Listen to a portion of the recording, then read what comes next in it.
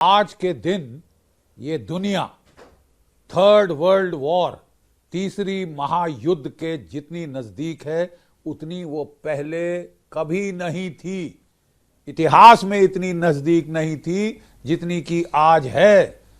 1962 अक्टूबर जबकि Cuba missile crisis हुआ था तो लोग समझ रहे थे कि हम बस इंचेस अवे हैं from Armageddon, from a massive nuclear exchange, जिससे कि पूरी दुनिया की सारी आबादी तबाह हो जाएगी, खाक में मिल जाएगी ये दुनिया।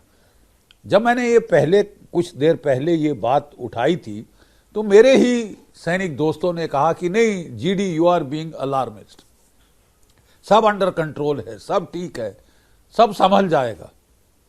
माफ कीजिए, सब अंडर कंट्रोल नहीं है, काफी तेजी से ये स्पिन आउट ऑफ कंट्रोल हो रहा है। और अगर हम नहीं जागे, अगर दुनिया का आवाम नहीं जागा तो उनके ऊपर दी एंड का जो धमाका है वो आ सकता है। मैं जरा आपको समझाऊं कि माजरा क्या है। आपको याद होगा कि कुछ महीने पहले ज़ेलेंस्की ने, जो कि वानर सेना के प्रमुख हैं यूक्रेन में और जो अपने आप को बड़ा भारी योद्धा वो दुनिया के सामने पोज कर रहे हैं, उनके अपने देश का तो उन्होंने सवा सत्यानाश करा दिया है। कोई 1 मिलियन, 1 करोड़ से ज्यादा यूक्रेनियन या तो मारे गए हैं या बुरी तरह से घायल हो गए हैं। कोई शहर खड़ा नहीं, पूरा उनका बिजली का इंफ्रास्ट्रक्चर डाउन है, सब कुछ डाउन है। लेकिन वो नाच रहे हैं पूरी दुनिया के कैमरों के सामने कि वाह वाह, मुझे बड़ा मजा आ रहा है। जैसे नीरो का हमने सुना था, जबकि रोम जल रहा था तो वो अपनी वायलिन लेके, सितार लेके बैठ के वो वाह वाह वाह वो कविताएं बोल रहा था। ये नीरो का ही हाल लगता है इस सज्जन का।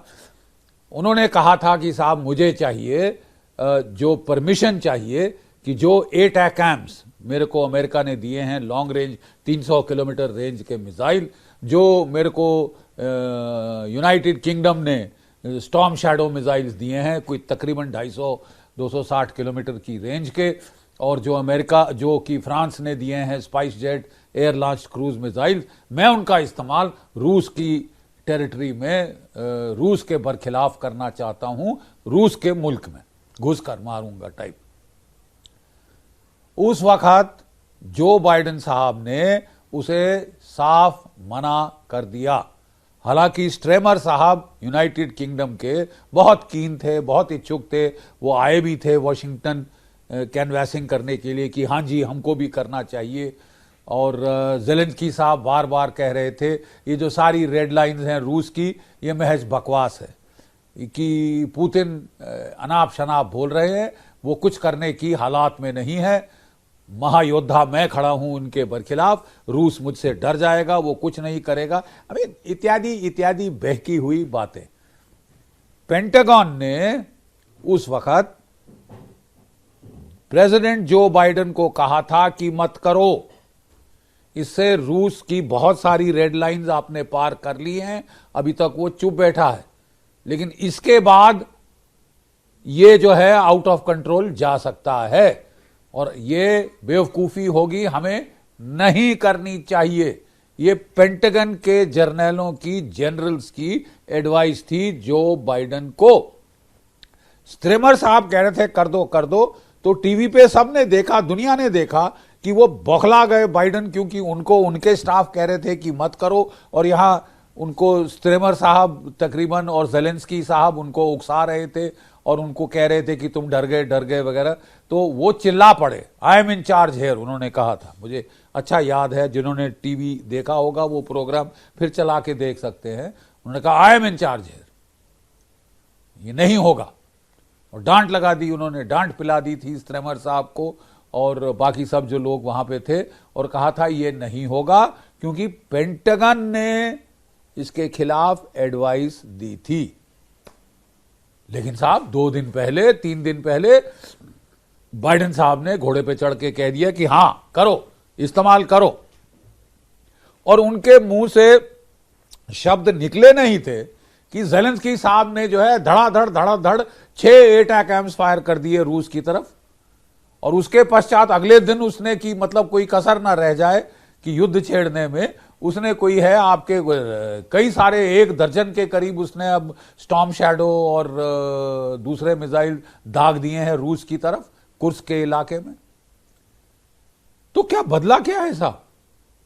6 महीने पहले साफ मना कर दिया, अब वो कह रहे हैं कि नहीं साहब बिल्कुल चलेगा, चलता है, होने दो, देखा जाएगा क्या होगा। रेड लाइन है पुतिन की, तो मैं क्या करूं, हमने कितनी रेड लाइनें पार कर दी हैं, हम ये भी पार कर देंगे और कुछ नहीं करेगा पुतिन, वो तो डरता है हमसे वगैरह वगैरह। साहब ये कहा जा रहा था फरवरी 2022 के पहले भी कि पुतिन कुछ नहीं करेगा, कुछ नहीं करेगा, गीदड़ भभकी दे रहा है, नहीं करेगा नहीं करेगा नहीं करेगा। उसने साहब कर दिया, उसने यूक्रेन को इन्वेड कर दिया। लेकिन तब तो ये मुद्दा था कि उसको आंख में तब तक उंगली की जाए कि जब तक कि वो तिलमिलाकर कुछ ना कुछ करे ना।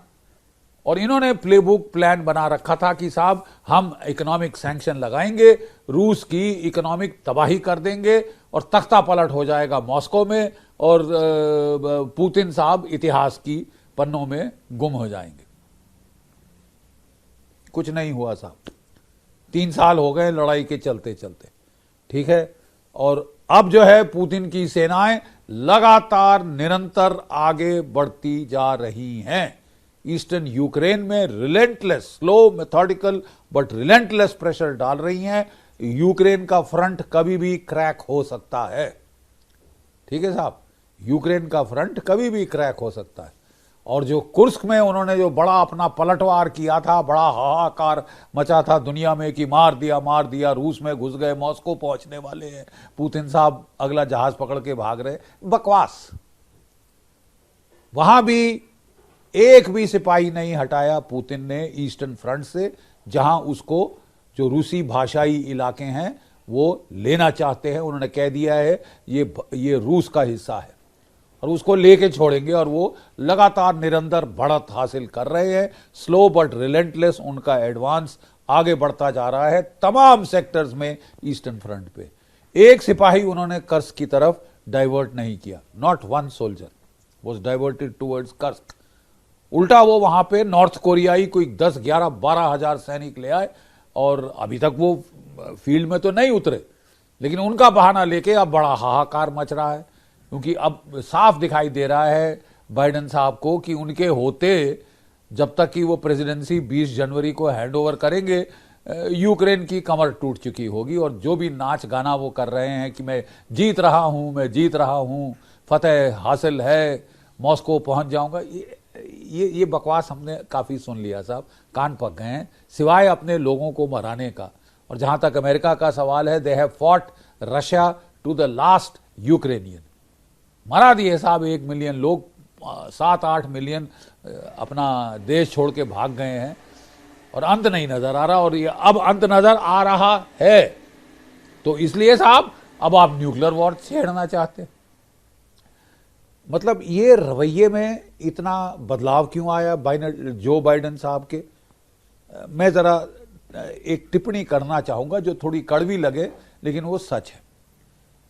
कई महीने पहले जब डोनाल्ड ट्रंप साहब की डिबेट हुई थी जो बाइडेन के साथ, तो उस वक्त थर्रा गई थी पूरी अमेरिकन पब्लिक, और जो खासकर डेमोक्रेट्स थे उनको साफ दिखाई दे रहा था कि बाइडेन साहब बेचारे सटिया गए हैं, उम्र का तकाजा है, वो भूल रहे हैं चीजें, बोल नहीं पा रहे हैं, बड़े ही घबराए हुए लग रहे थे डिबेट के ऊपर। डिजास्टरस परफॉर्मेंस थी, इतनी डिजास्टरस थी कि उन्हीं की पार्टी ने उन पर दबाव डाला कि आप इलेक्शन नहीं लड़ेंगे, you step down in favour of your vice president Kamala Harris.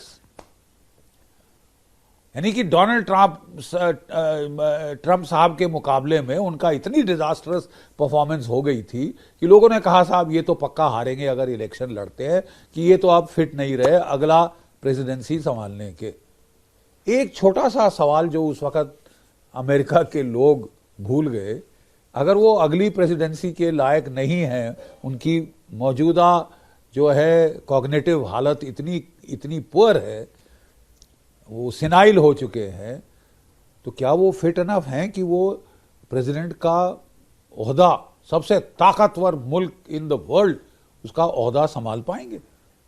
ये तो किसी ने सोचा नहीं साहब, लेकिन अब सोचना पड़ेगा। अब उनको पता है कि साहब डेमोक्रेटिक पार्टी इलेक्शन हार गई है। डोनाल्ड ट्रंप साहब ने ऐलान किया है कि ये जो पागल लड़ाइयां, युद्ध जो छेड़े हैं अमेरिका ने, वेस्ट ने, कहीं यूक्रेन, रशिया यूक्रेन वॉर का 3 साल से चल रही है, इजराइल मिडिल ईस्ट में 1.5 साल से चल रही है, कोई 1 करोड़ लोग मर गए रशिया यूक्रेन वॉर में, कोई 2 लाख 2.5 लाख के करीब तो मिडिल ईस्ट में मारे गए, अंत कहीं दिखाई नहीं दे रहा। तो डोनाल्ड ट्रंप ने कहा था साहब मैं ये पागलपना बंद करना चाहता हूं, मैंने ये लड़ाइयां शुरू नहीं की लेकिन मैं खत्म जरूर करूंगा।